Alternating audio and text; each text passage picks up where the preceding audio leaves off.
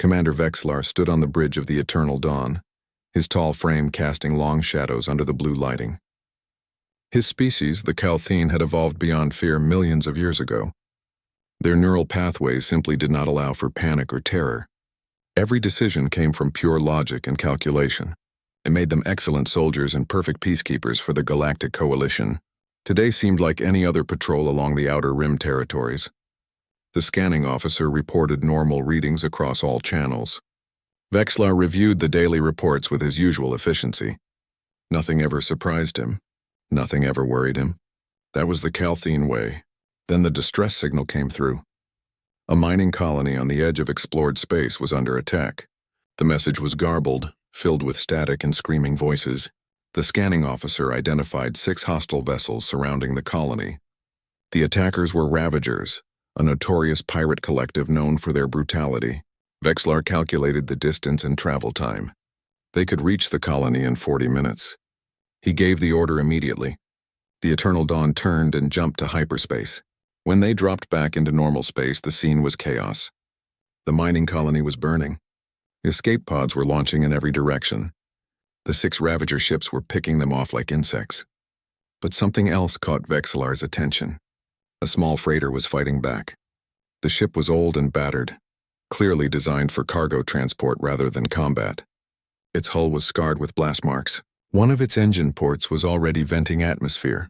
Yet it continued firing at the Ravager vessels, positioning itself between the pirates and the fleeing escape pods. Vexlar accessed the ship's identification signal.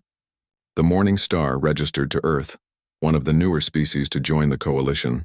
Humans. Vexlar had heard of them but never encountered them directly. His tactical officer ran the numbers. The Morning Star had a 7% chance of survival. The logical action would be to retreat and call for reinforcements. Instead, the human ship was charging directly at 2 Ravager cruisers. Illogical, Vexlar muttered. The Eternal Dawn moved into attack formation. Vexlar's crew worked with smooth precision. They targeted the nearest Ravager ship and fired. The pirate vessel exploded in a ball of fire. The other Ravagers immediately turned to face this new threat. The battle lasted 12 minutes. The Eternal Dawn was a proper warship, well armed and well shielded. The Ravagers were no match for coalition technology. One by one they were destroyed or driven off. The last 2 pirate ships jumped to hyperspace, fleeing the engagement. Vexlar expected the Morning Star to do the same. The human ship was heavily damaged. Its weapons were offline. Its shields were gone. Any sensible captain would seek immediate repairs. Instead, a communication channel opened. "This is Captain Jake Martinez of the Morning Star," a male voice said. "Thanks for the assist. 3 Ravager vessels escaped toward Sector 779. Recommend immediate pursuit before they reach their base." Vexlar tilted his head, a gesture of confusion among his people. "Your vessel is critically damaged, Captain Martinez. You have multiple hull breaches and your engine is failing." "Yeah, we noticed," the human replied. There was something in his voice that Vexlar could not identify. Amusement, perhaps. "But those bastards are getting away." "The logical priority is your crew's survival," Vexlar said. "We will escort you to the nearest repair facility." There was a pause. Then the human said, "Appreciate the offer, Commander. We'll take you up on that." Vexlar had his medical team prepared to receive casualties. He ordered a docking bay cleared for the Morning Star. The human ship limped alongside the Eternal Dawn, barely maintaining course. When the Morning Star docked, Vexlar went to meet the crew personally. It was standard protocol when dealing with unfamiliar species. He needed to assess their condition and understand their capabilities. The airlock opened and 3 humans emerged. The first was a tall male with dark hair and tired eyes. This was clearly Captain Martinez. Behind him came a woman with blonde hair tied back in a practical style, and a younger male covered in engine grease. "Commander Vexlar," Jake said, extending his hand in the human greeting gesture. "Good to finally meet you." Vexlar grasped the hand briefly. Human skin was warm and soft compared to his own scaled surface. "You took significant risks protecting that colony." Jake shrugged. "Couldn't just leave them." "Your ship sustained 83% damage. Your survival probability was extremely low. Why did you not retreat?" The blonde woman, who introduced herself as Amy Peterson, answered, "Because people needed help." Vexlar found this statement confusing. But you could have died. Yeah, the younger male, Danny Cole, said with a slight smile. We figured that out pretty quick. Yet you continued fighting. Of course we did, Jake said as if it was the most obvious thing in the world. What else were we supposed to do? Vexlar had no answer to that. In Kaltine logic, self-preservation was the foundation of all decision-making. You protected yourself first, then considered others. These humans had reversed that priority entirely. Over the next few hours, Vexlar's medical team treated the human crew. They had various injuries, none life-threatening. Meanwhile, engineering teams assessed the Morning Star. The damage was extensive but repairable. Vexlar found himself drawn to the observation deck where Jake stood, watching the debris field from the battle. The human was drinking something hot from a metal container. Coffee, Jake explained, noticing Vexlar's interest. Want some? I do not require stimulants. Neither do I, really. But it tastes like home.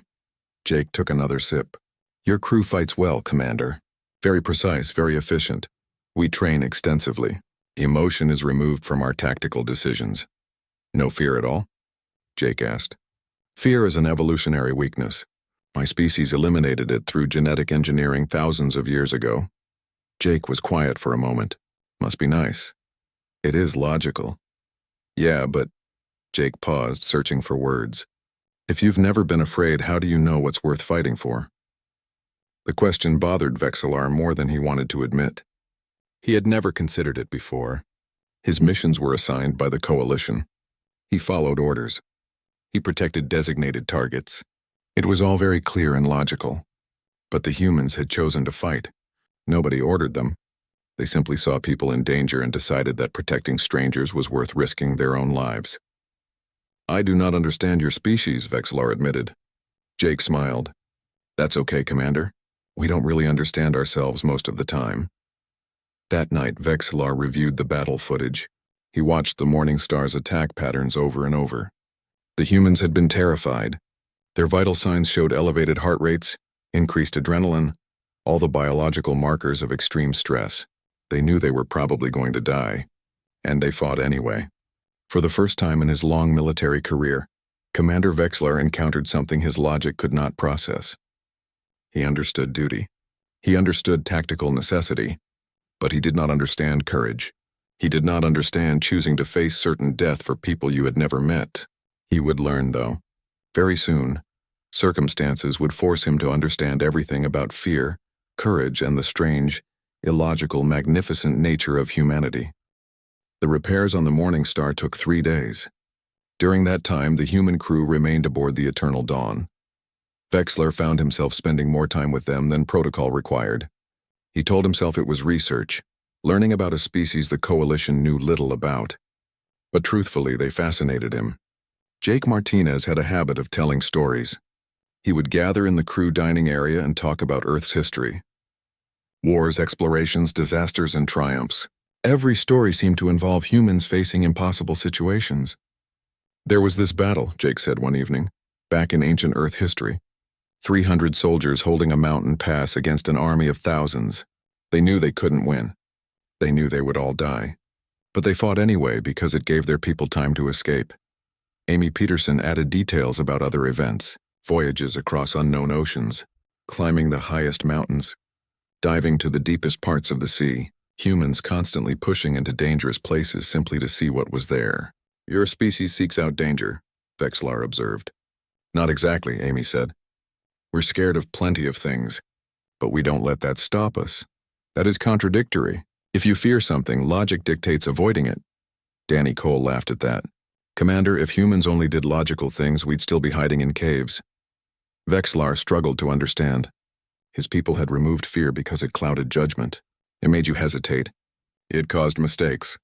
Yet humans seemed to function despite carrying this burden constantly. On the 4th day, new orders came through. Coalition intelligence had located the Ravager base. It was a fortified position in an asteroid field, heavily defended.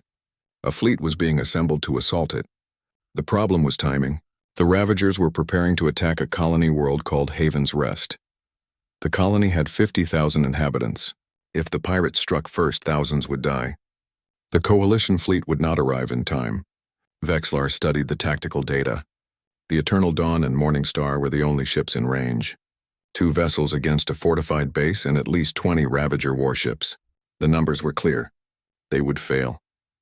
They would die. The logical decision was to wait for reinforcements and accept the colony's loss. Jake Martinez saw the same data. He looked at it for less than a minute before speaking. "We have to go. The probability of success is below 4%, Vexlar said. "Yeah, I can see that. We would almost certainly be destroyed. Probably. Yet you wish to proceed?" Jake looked at him with those strange human eyes. 50,000 people, Commander. We can't just let them die." Amy and Danny agreed immediately. There was no debate among the humans. They saw people in danger and decided to help. It was that simple for them. Vexlar ran the calculations again. Different approaches, different tactics. Every scenario ended in failure. His crew would die. The humans would die, and they would probably not save the colony anyway. But Jake's question from days earlier kept echoing in his mind.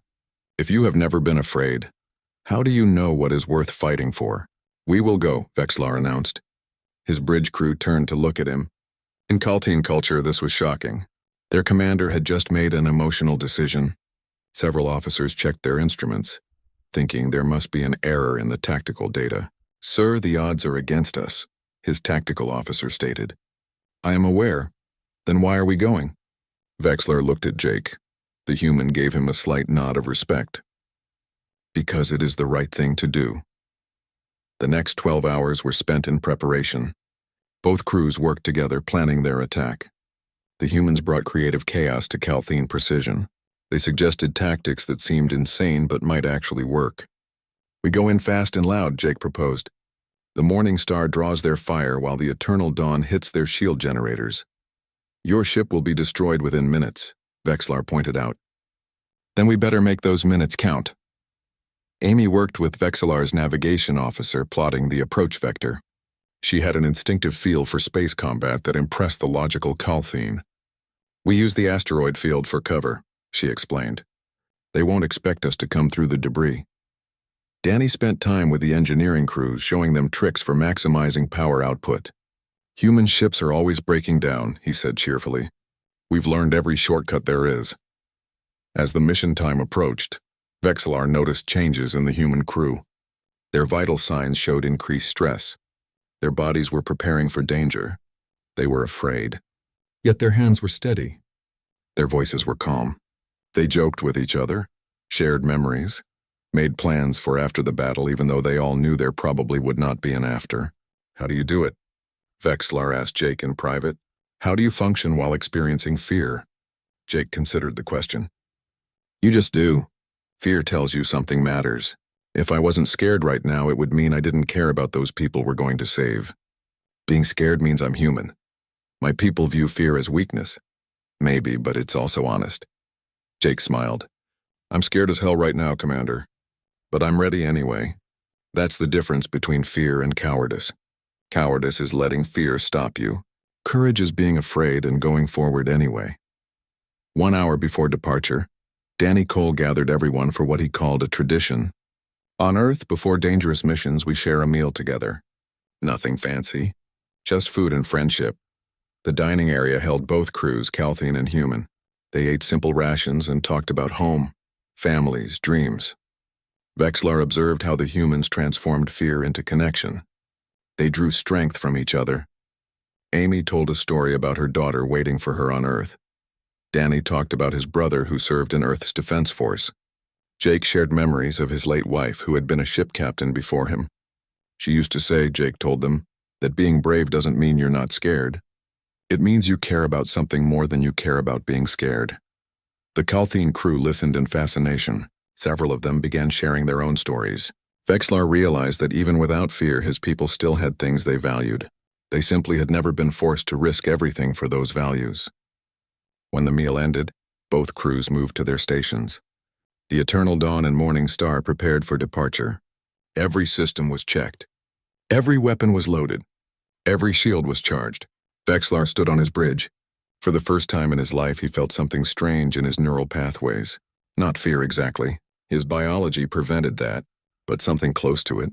an awareness that he was about to risk everything for an outcome that was far from certain. He understood now why humans called it courage. It was not the absence of fear. It was the choice to act despite it.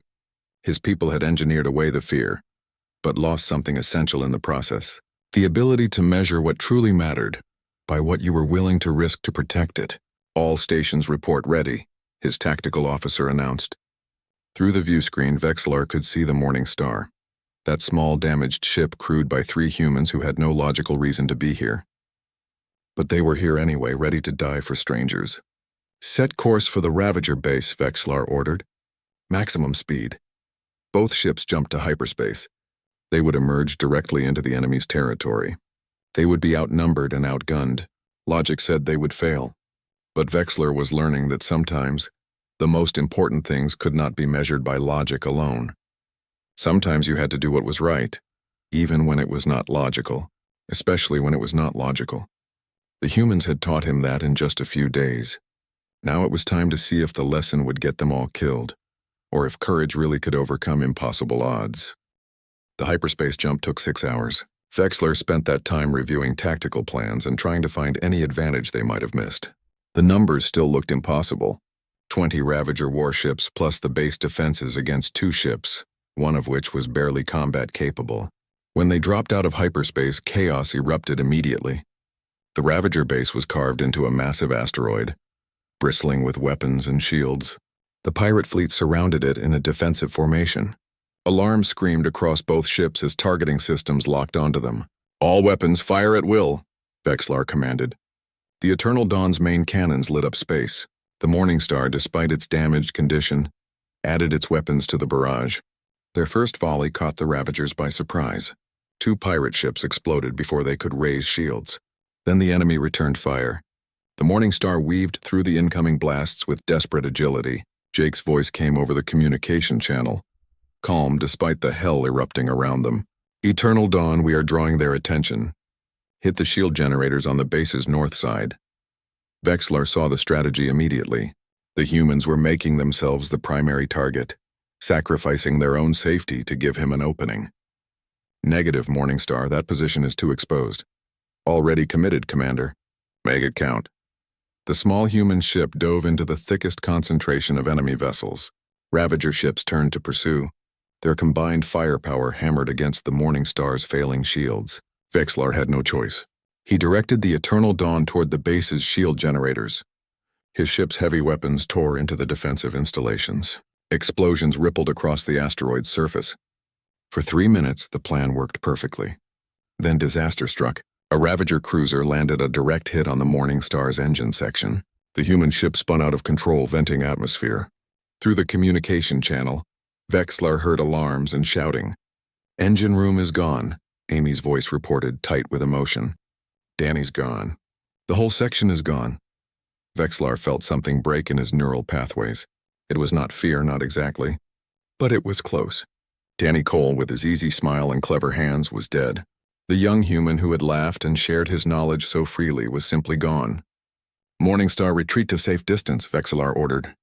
"Negative," Jake responded. His voice was rough but steady. "We can still fight. Your ship is crippled. You have already lost 1 crew member, which is exactly why we are not backing off now." The Morning Star continued firing with its remaining weapons. The ship's movements were erratic without its main engine, but Jake somehow kept it in the fight. Amy rerouted every available system to weapons and shields. Vexlar watched this display of human stubbornness and felt something he had never experienced before. It was not just respect or admiration. It was deeper than that. These humans were dying to protect people they had never met, and they refused to give up. The Calthian commander made a decision that would have been unthinkable a week ago. He abandoned the careful, logical combat doctrine of the Coalition. Instead, he began fighting like the humans fought, taking risks, making unpredictable moves, prioritizing the mission over personal safety. "All power to forward shields," he commanded. "We are going through their line." His crew hesitated for only a moment. Then they obeyed. The Eternal Dawn accelerated directly into the Ravager formation. Enemy fire battered their shields. Hull breaches appeared on multiple decks, but they kept going. The Calthian ships smashed through the pirate line and reached the asteroid base. Vexlar targeted the main reactor. Prepare boarding teams. We are going inside. Sir, that is a suicide mission, his tactical officer stated.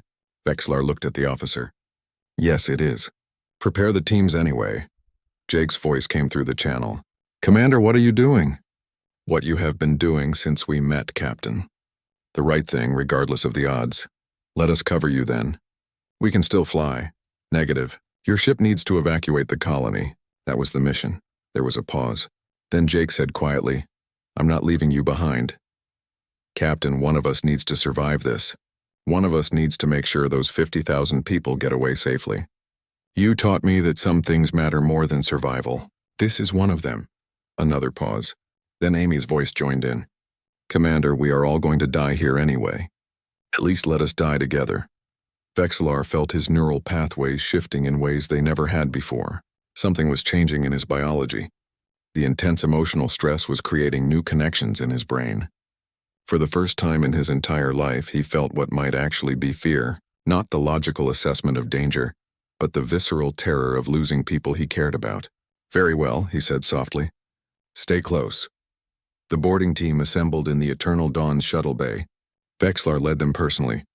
To his surprise, Jake Martinez was waiting there in a borrowed combat suit. You should be on your ship, Vexlar said. Amy's flying. I am better used here. Jake checked his weapon. Besides, you're going to need someone who knows how to fight scared. They launched toward the asteroid base. The small shuttle weaved through weapons fire. Half the team died when a blast tore through the passenger compartment, but the shuttle made it to a docking port. The remaining team, 8 Calthene and 1 human, forced their way inside. The base's interior was a maze of corridors and chambers. Ravagers attacked from every direction. The fighting was brutal and close. Jake fought with a ferocity that seemed impossible for someone his size. He moved constantly, using cover, taking calculated risks. Every action was a balance between caution and aggression. Vexlar tried to match that energy. They reached the reactor chamber after losing 4 more team members. The massive power core hummed with energy. Vexlar's remaining soldiers began placing explosives while he and Jake held the entrance. A Ravager squad charged their position. Vexlar fired with mechanical precision. Jake dove and rolled, his movements guided by instinct rather than calculation. Together they held the doorway. Then Vexlar saw the grenade. It arced through the air toward Jake's position. The human was focused on targets to his left and did not see it. Vexlar did not think, did not calculate, did not consider the logical action. He simply moved. His body crashed into Jake, shoving the human aside. The grenade exploded. Shrapnel tore into Vexlar's back and legs. Pain, something he had experienced before but never like this, flooded his system. Jake was shouting. The other soldiers were shouting. Vexlar could not focus on the words. He was aware of being dragged, of movement, of the explosives being armed. 30 seconds to detonation, someone announced. They ran. Vexlar tried to help, but his legs would not work properly. Jake had him over his shoulder somehow, carrying him despite the weight difference. The human was cursing in multiple languages as he ran. They reached the shuttle. Someone else was already piloting it. The small craft pulled away from the base as the countdown reached 0. The reactor exploded. The entire asteroid base tore itself apart in a chain reaction. The shockwave caught the shuttle and sent it spinning. Vexlar watched through the viewport as the Ravager fleet tried to scatter. The Eternal Dawn and Morning Star were firing on them, forcing them to stay close to the base. Several pirate ships were caught in the explosion. Others fled into hyperspace. The battle was over. Vexlar lay on the shuttle floor, bleeding from multiple wounds. Jake knelt beside him, applying emergency medical patches. The human's hands shook but remained steady enough to do the work. Why did you do that? Jake asked. You could have died. Vexlar managed to focus on the human's face. Because you taught me. Some things matter more than survival. Damn it, Vex, you were supposed to learn about courage, not about being an idiot. Are they not the same thing? Jake laughed despite himself. Yeah, I guess sometimes they are. The shuttle docked with the Eternal Dawn. Medical teams rushed Vexlar to surgery. As they carried him away, he heard Amy reporting that the colony evacuation was complete. All 50,000 people were safe. They had done it. Against all logic, against all probability, they had won. But the cost had been terrible. Danny Cole was dead. 6 of Vexlar's crew were dead. Both ships were heavily damaged. And Vexlar himself might not survive his injuries. As consciousness faded, Vexlar finally understood fear completely. It was not about personal danger. It was about the terror of losing the people who mattered to you. It was about caring so much that the thought of loss became unbearable. And that fear, that terrible, wonderful fear, was what made courage possible. Vexlar woke up in the medical bay 3 days later. His body ached in ways he had never experienced. The medical staff had repaired most of the damage, but some wounds would take time to heal completely. Jake was sitting beside the bed, asleep in a chair. His head was tilted back against the wall. He looked exhausted. When Vexlar shifted, trying to sit up, the human's eyes snapped open. "Hey," Jake said softly. "Welcome back." "Status report," Vexlar requested, his voice rough. "Everyone else made it. We are docked at Coalition Station Meridian 7. Both ships are being repaired. The colony is safe. Mission accomplished." Jake paused. "We lost Danny and 6 of your crew. The memorial service is tomorrow." Vexlar processed this information. They had won. The colony was saved, but the price had been 8 lives, including a young human who had smiled easily and shared his knowledge freely. "I am experiencing something," Vexlar said slowly.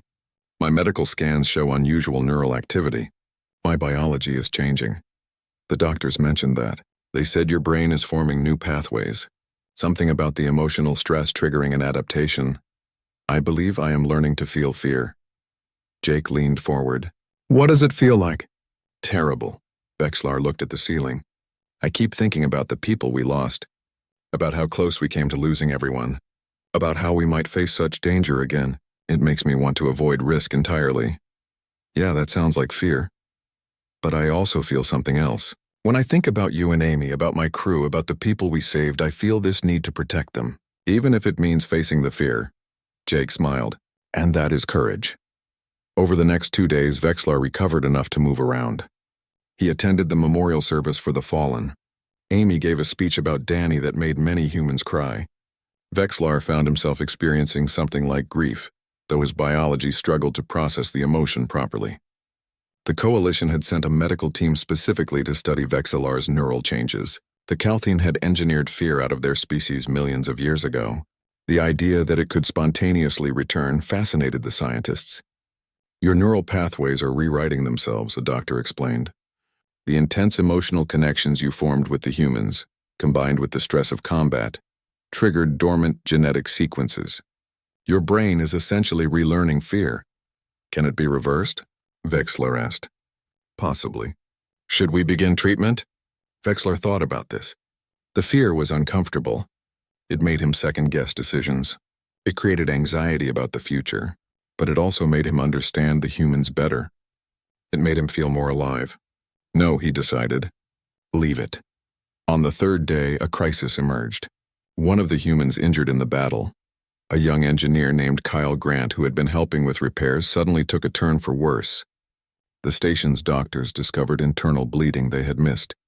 Kyle needed advanced surgery within 12 hours, or he would die. The problem was location. Meridian 7 was a small outpost with limited medical facilities. The nearest hospital capable of the surgery was 3 days away through normal routes. Amy brought the bad news to Vexlar and Jake. "We don't have 3 days. Kyle has maybe 12 hours. Jake studied the navigation charts. "There is another route. Through the Devil's Veil Nebula." Vexlar knew the Devil's Veil. Every pilot knew it. The nebula was a death trap of unstable gravity wells and intense radiation. Navigation was nearly impossible. Ships that entered rarely came out. "That route would take only 6 hours," Jake continued. "But the survival rate is less than 10%. The old Vexlar would have done the math immediately. Kyle was 1 life. The shuttle crew would be 3 or 4 lives. Losing 4 to save 1 was illogical. They should take the safe route and accept Kyle's death as statistically inevitable. But the new Vexlar, the one who had learned fear and courage from humans, saw it differently. "We take the nebula route," he announced. Amy looked at him. "Commander, that is incredibly dangerous." "Yes, it is. But Kyle is one of us. We do not leave our people behind." Jake smiled. "You really have become human in all the ways that matter." They assembled a small crew for the shuttle run. Jake insisted on piloting himself. Amy would handle navigation.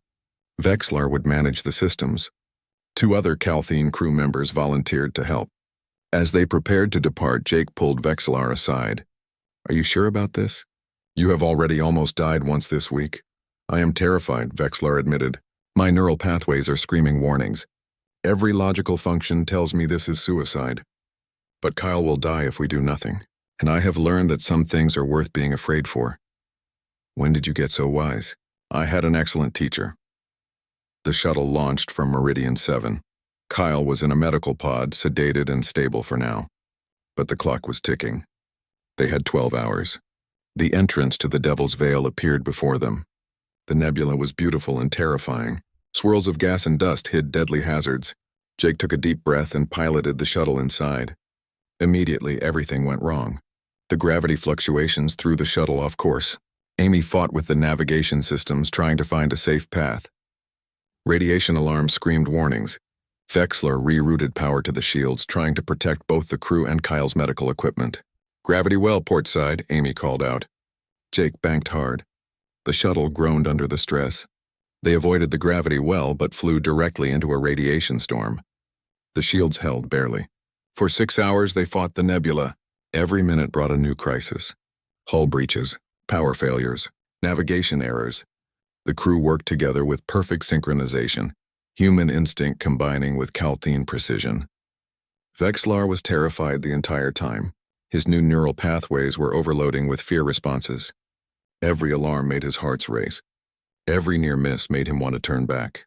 But he kept working, kept compensating for power fluctuations, kept the shields active, because Kyle's life depended on them making it through. Jake flew with a skill that seemed impossible. He was reading the nebula's patterns, anticipating dangers before they appeared. His hands moved across the controls like he was playing an instrument, rather than flying a spacecraft. "How are you doing this?" Vexlar asked during a brief calm moment. "I am scared out of my mind," Jake admitted. "But the fear makes me sharp, makes me focused. Every instinct is screaming at me to pay attention, and I'm listening to all of them." That is how humans always fight, using fear as a tool rather than being controlled by it. "Now you are getting it," Amy announced, approaching the nebula's edge. 3 minutes to clear space. Those 3 minutes were the longest of Vexlar's life. A massive gravity anomaly appeared directly in their path. Jake had to fly through a gap barely wider than the shuttle itself. Radiation levels spiked to dangerous levels. One of the Calthene crew members collapsed from exposure. But they made it through. The shuttle burst out of the Devil's Veil and into normal space. The medical facility was visible on the horizon. They had enough time, just barely. Kyle was rushed into surgery immediately. The doctors said if they had arrived even an hour later, it would have been too late. As it was, Kyle's chances were good. In the waiting area, the shuttle crew collapsed from exhaustion. Amy was crying quietly, releasing the tension of the past 6 hours. Jake sat with his head in his hands, shaking slightly. The Calthene crew members were checking each other for radiation sickness. Vexlar sat next to Jake. Neither spoke for a long time. Finally, Jake said, "That was the most scared I have ever been in my entire life." "As was I," Vexlar agreed. "But we made it." "Yeah, because we were scared enough to be careful but brave enough to go forward." "Is that what courage always feels like?" "Pretty much. Welcome to being human, Vex. It is terrifying and wonderful and absolutely exhausting." Vexlar managed a weak laugh. His neural pathways were still processing everything. The fear had been overwhelming, but they had saved Kyle. They had faced the impossible and won. For the first time, Vexlar truly understood what the humans had been trying to teach him. Fear was not weakness. Fear was the price of caring about something beyond yourself, and courage was choosing to pay that price anyway. 3 hours later, the doctors announced that Kyle would make a full recovery. The young engineer woke up briefly, long enough to see his friends gathered around his bed. "Did we make it?" Kyle asked weakly. "We made it," Amy confirmed. Kyle smiled and fell back asleep. Vexlar watched the humans celebrate quietly. They had been terrified. They had almost died. But they had saved their friend, and that made everything worth it.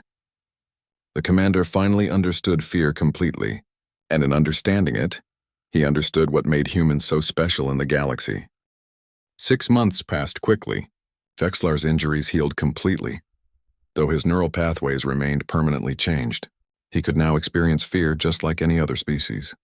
The Calthene High Council was both fascinated and concerned by this development. The coalition invited Vexlar and the human crew to the capital world for a formal ceremony. They would receive the Star of Valor, the highest honor the coalition could grant. But more importantly, they would present a proposal that could change how the coalition operated. Vexlar stood in his quarters aboard the Eternal Dawn, now fully repaired and upgraded. He wore his formal uniform, decorated with honors earned over decades of service. But the medal he was most proud of was a simple piece of melted metal Danny Cole had worn as a good luck charm. Amy had given it to him after the memorial service. Jake knocked on the door and entered. The human captain also wore formal attire, though he looked uncomfortable in it. Ready for the show? As ready as I can be. Are you nervous? Terrified, Jake admitted with a smile. But that just means I care about the outcome. They walked together to the bridge. The Eternal Dawn was leading a small convoy to the capital. The Morning Star, now rebuilt and upgraded with coalition technology, flew alongside. Amy was commanding it while Jake attended the ceremony with Vexlar.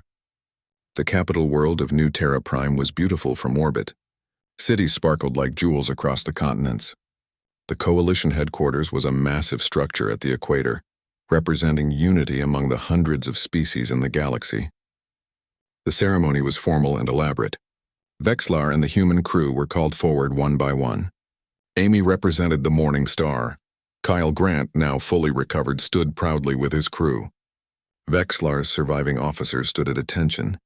The coalition president, an elderly being from a species known for wisdom, presented the medals personally. You faced impossible odds and chose courage over caution. You saved 50,000 lives. You represent the best of what the coalition stands for. After the ceremony, there was a reception with representatives from dozens of worlds. The humans were swarmed by curious aliens wanting to hear about Earth and its people. Vexlar found himself answering countless questions about his neural adaptation. But the real purpose of the trip came later, in a private meeting with the Coalition Defense Committee. Vexlar presented his proposal. The galaxy faces many threats: pirates, raiders, hostile species. The Coalition's response has always been slow and cautious. We wait for overwhelming force before acting. This means people die while we calculate odds. The committee members listened carefully. Vexlar continued. I propose a new division. Mixed crews of humans and Calthene. Humans bring courage, creativity, and the ability to act in the face of fear. Calthene bring tactical precision, advanced technology, and strategic thinking. Together we could respond faster to emergencies and take risks that current doctrine forbids. One committee member objected. You are proposing we abandon logic in favor of emotion. No, Jake spoke up. He had been invited to explain the human perspective. We are proposing you combine them. Logic tells you what is possible. Courage tells you what is necessary. You need both. Another member asked, what makes you think this will work? You have had one successful mission together. Vexlar looked at Jake. Because I have learned that some things cannot be measured by probability alone. The bond between crew members, the willingness to sacrifice for others, the choice to do what is right rather than what is safe. These things have value that logic alone cannot calculate. Amy added her perspective. Before we met Commander Vexlar, we were just cargo haulers trying to survive. He taught us that courage is more effective when combined with planning and precision. We taught him that sometimes you have to take the shot even when the odds are bad. Together we are stronger than either species alone. The debate lasted for hours. Some committee members supported the proposal. Others feared it was too radical. The Calthene representative was particularly concerned about encouraging other Calthene to develop emotional responses. Finally, the coalition president called for a vote. The proposal passed by a narrow margin. You will have one ship, the president announced. One mixed crew. Prove that this approach works and we will expand the program. Fail and it ends. Vexlar accepted the terms. We will succeed. You seem very confident. I'm also terrified, Vexlar admitted. But I have learned that being confident and being afraid are not opposites. They can exist together. The president smiled. Then perhaps there is hope for all of us. Over the next month, preparations began. The coalition provided a new vessel, larger and more advanced than the Eternal Dawn. They named it the Pathfinder, a ship dedicated to finding new ways forward. The crew selection process was careful. Humans and Calthene who wanted to serve together, who were willing to learn from each other. who understood that fear and courage were two sides of the same coin. Amy became Vexlar's first officer. Jake led the tactical division. Kyle Grant was chief engineer. The Calthene officers who had served with Vexlar through the Ravager battle all volunteered to stay with him. The Pathfinder was an impressive ship. State-of-the-art weapons, shields, and engines. Medical facilities. Science labs. Everything needed for long-range missions into dangerous territory. On the day of launch, both crews gathered in the main hangar. Vexlar stood before them, looking at the faces that had become as familiar as his own people. Humans and Calthene standing together. "We are about to attempt something unprecedented," Vexlar began. "We will face dangers that would make most species retreat. We will take risks that logic would forbid, and we will do it because we understand something fundamental about courage." He paused, organizing his thoughts. "My species engineered away fear because we believed it was weakness. We thought removing emotion would make us stronger. But we were wrong. We lost something essential. The ability to measure what truly matters by what we are willing to be afraid for." Jake stood beside him, adding his thoughts. "Humans have always been scared. Scared of the dark, scared of the unknown, scared of failure and loss. But we learned to go forward anyway. Not because the fear went away, but because we found things worth being afraid for. Friends, family, principals, people we have never met who need help." Amy stepped forward. "This crew represents a new way. Calthene precision and human courage. Logic and emotion working together instead of fighting each other. We will make mistakes. We will face impossible situations. Some of us will probably die doing this," Kyle added. "But we will do it together, and that makes all the difference." Vexlar looked at his crew, at the humans who had taught him about fear and courage, at the Calthene who had followed him into a new way of thinking, at the future they were building together. "We are the Pathfinder crew," he said. "We find new paths when the old ones lead nowhere. We act when others hesitate. We choose what is right over what is safe, and we do it because we understand that being afraid and being brave are not opposites. They are partners," the crew cheered. Human shouts mixed with Calthene vocalizations. Different species, different biologies, united by common purpose. The Pathfinder launched the next day. Their first assignment was a diplomatic mission to a contested border region. Intelligence suggested the area was dangerous. Pirates operated freely there. Several diplomatic teams had vanished. As the ship jumped to hyperspace, Vexlar stood on the bridge. He felt the familiar flutter of fear in his neural pathways, the anxiety about unknown dangers ahead, the worry about losing more friends. But he also felt ready. The fear sharpened his focus instead of clouding it. It reminded him that the mission mattered, that the people with him mattered. Being afraid meant being alive, and being alive meant sometimes facing danger for things that were worth protecting. Jake joined him at the command station.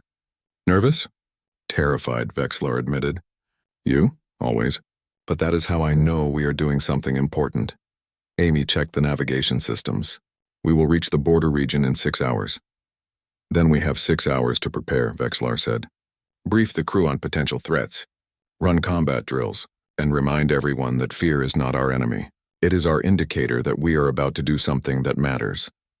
The crew moved to their tasks with practiced efficiency, humans and Calthene working side by side, different ways of thinking combining into something stronger than either alone. Vexlar sat in the captain's chair, feeling the weight of responsibility. This crew depended on him. The coalition was watching to see if this experiment would work. Countless lives might hang in the balance of decisions he would make. He was absolutely terrified, and absolutely ready. Later that evening, Vexlar recorded a personal log.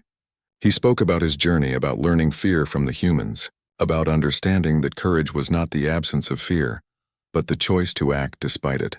"I never understood fear until I fought alongside humans," he recorded.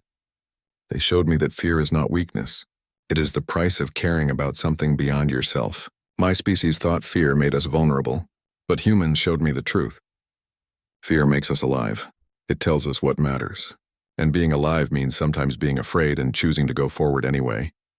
He paused, considering his next words carefully.